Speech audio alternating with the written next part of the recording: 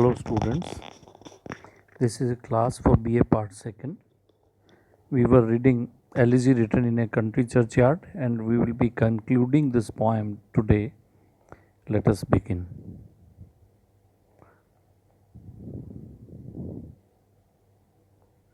We have already done the poem up to this part.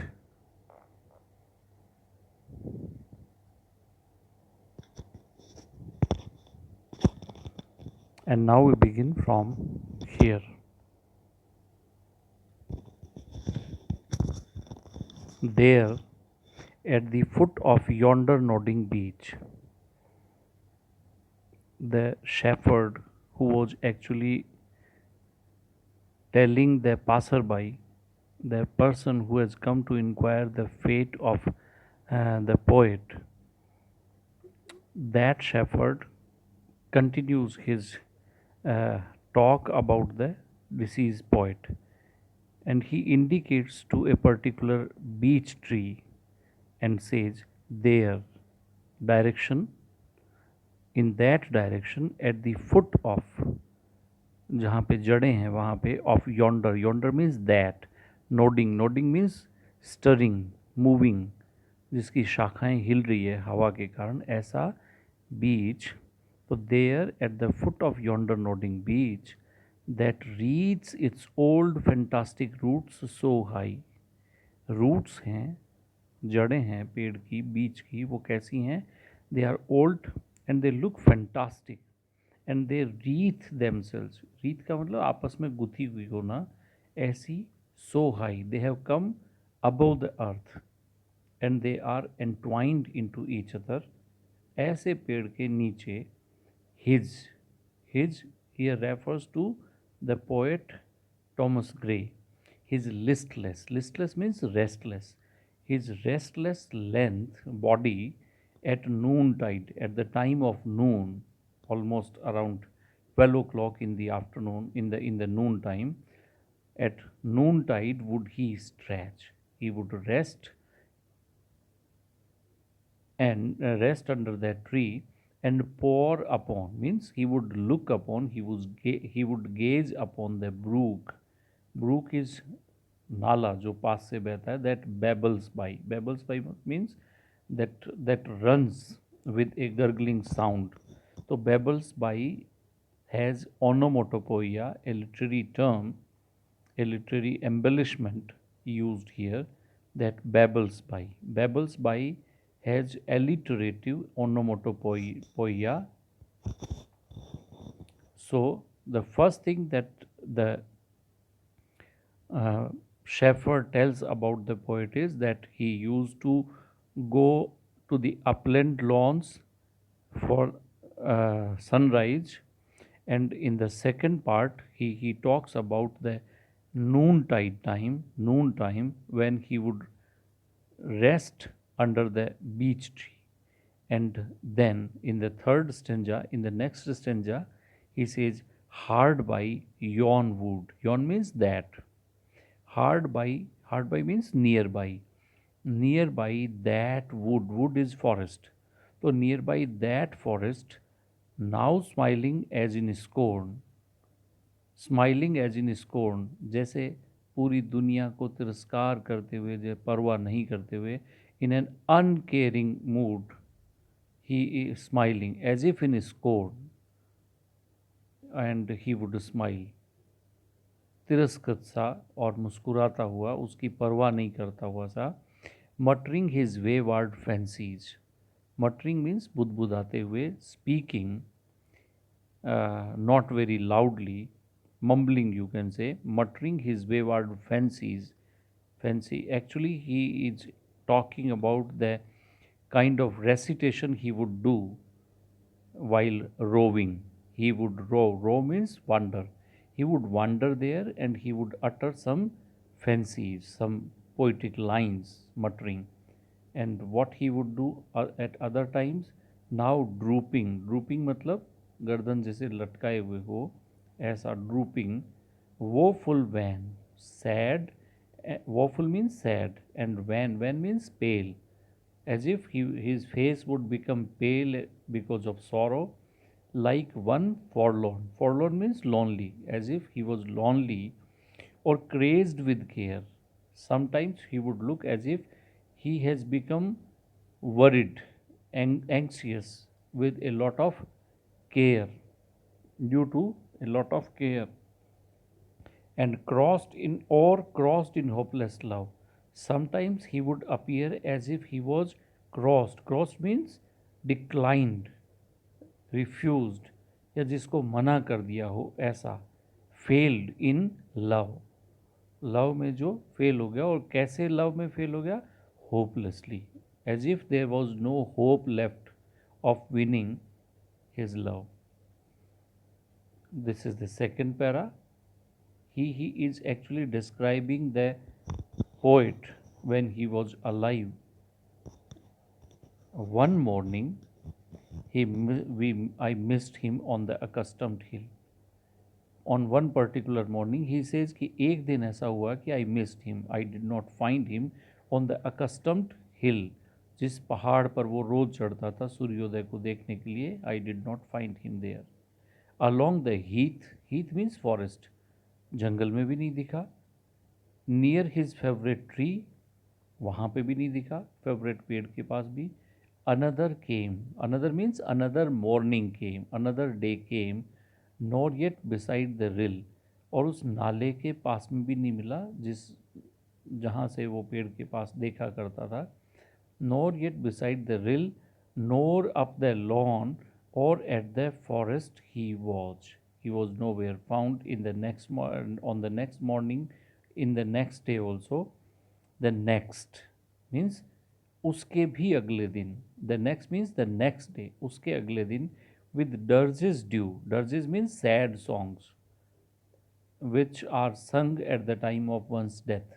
So with dirges due in sad array. Array means dress, as if uh, in a dress of sorrow or lamentation. Generally, people wear black when there is a death. So in sad array means people moving in black dresses slowly through the churchway path, church की तरफ. We saw him borne. Borne means carried. उसको ले जाया जा रहा था. That is to say, the poet was dead one day and his dead body was carried, coffin was carried towards church. Approach and read. यहाँ उसका काम खत्म. अब उसके बाद the shepherd says approach. Approach means go. Go and read. And within the parenthesis, within the brackets, he says for you can read. वो जो outsider है उसको देख करके लगता है कि he is a well read person, तो ही सेज कि because you can read, go and read the lay. Lay means the poem. Engraved on the stone beneath yon aged thorn. और ये एपिटाफ जो है, that is written, engraved, it is written on the stone. ये epitaph होगा जो stone पे लिखा जाएगा. Beneath yon, yon means that. Aged thorn, thorn is actually bush, एक झाड़ी जो बहुत पुरानी हो गई है, एजिड हो गई है, उसके नीचे जो कब्र है, इंडिकेट करते हुए उसको कहता है कि you go there and read that. And now the poet supposes that this passerby or this visitor reaches to his tomb and he reads the epitaph. और ये epitaph, it is said it is written on his grave even now. तो ये epitaph में what did the poet actually want to know the people about himself? तो let us read. ये उसके खुद की मृत्यु के लिए लिखा गया मृत्यु लेख है, एपिटाफ है. हियर रेस्ट्स हिज हेड, यहाँ पे वो व्यक्ति आराम कर रहा है. Upon the lap of earth, in the lap of mother earth. A youth who was a young man to fortune and to fame unknown, who was not known to fortune and to fame. He could not become very famous. Unknown to fame, he was unknown to fortune means he could not earn a lot of money also. So he was unknown to fortune and to fame, that is to say he could not become wealthy in his lifetime and he could not become famous in his lifetime, but this is not true. Actually, in his own lifetime, Thomas Gray became very, very popular. And then he says, although he could not become famous or wealthy in his youth, fair science frowned not. Science here refers to abstract personification, that is to say, knowledge. So, fair science means the knowledgeable people. Fair science frowned not, did not frown on his humble birth. Although he was born in a humble family, गरीब परिवार से था, लेकिन उसके बावजूद ज्ञान ने उस पर कभी तिरस्कार नहीं किया उसका. मतलब he was able to study a lot. He could become professor in Oxford University. So fair science frowned not on his humble birth, and melancholy marked him for her own. Or melancholy is also personified abstraction. Melancholy means sad, a sad atmosphere. तो यहाँ पे personified होने के कारण melancholy, the people who were melancholy, they marked him for her own. ऐसे लगता था जैसे melancholy का तो खुद का वो दत्तक पुत्र था, ऐसा. So he used to keep sad actually. His temperament was sad, pensive. We come to the second stanza. Large was his bounty, but his heart was very large. And his bounty means gift. So he was gifted. God gift usko tha, and it was very large. And his soul was sincere. He was very sincere. Heaven did a recompense as largely sent. Although he was not very wealthy, he was not very famous, लेकिन still heaven did a recompense. Recompense means कुछ एवज में मिलना, कुछ अमानत में मिल जाना. As largely sent, it was sent in large quantity. Heaven recompensed it. इसको adjust किया heaven ने with a large quantity. He gave to misery all he had. और उसने misery is also personified abstraction. It means miserable people, जो भी दयनीय लोग थे उनको ही gave all he had, whatever he had, जो कुछ उसके पास था वो सब उसने उनको दिया. और वो क्या था? ए tier.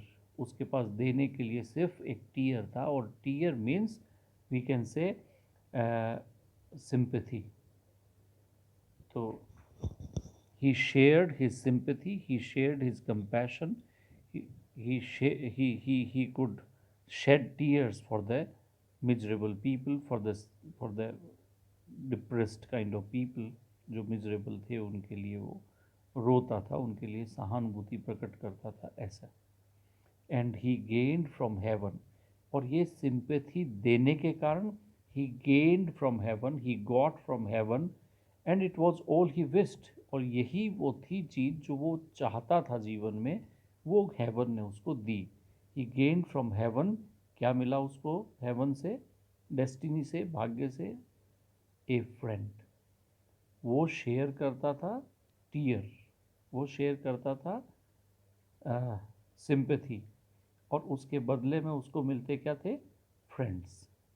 If you sympathise with someone, you will definitely get a friend. No further seek his merits to disclose.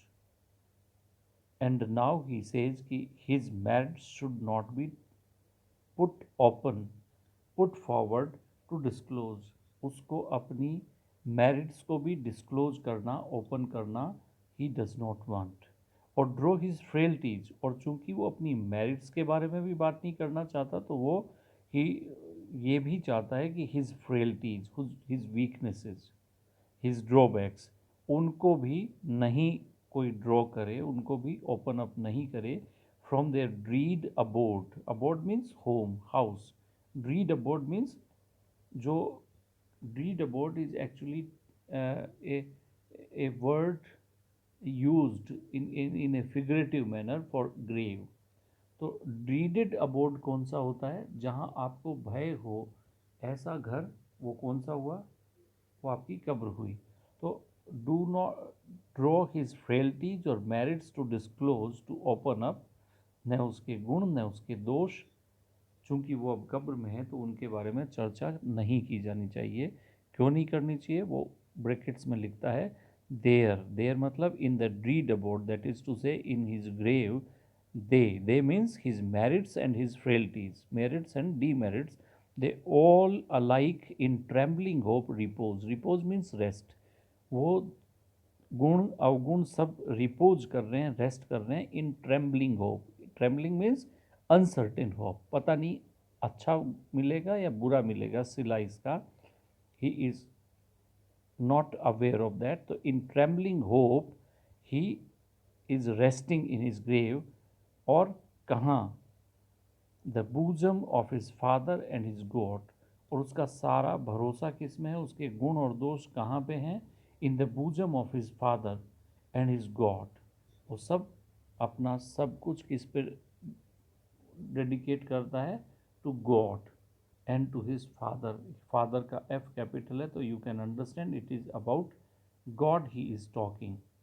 तो उसकी फ्रेल्टीज और उसकी मेरिट्स वो सब वो सरेंडर करता है, वो सब वो सबमिट करता है, वो सब वो डेडिकेट कर देता है किसको? In the bosom of his father and his God.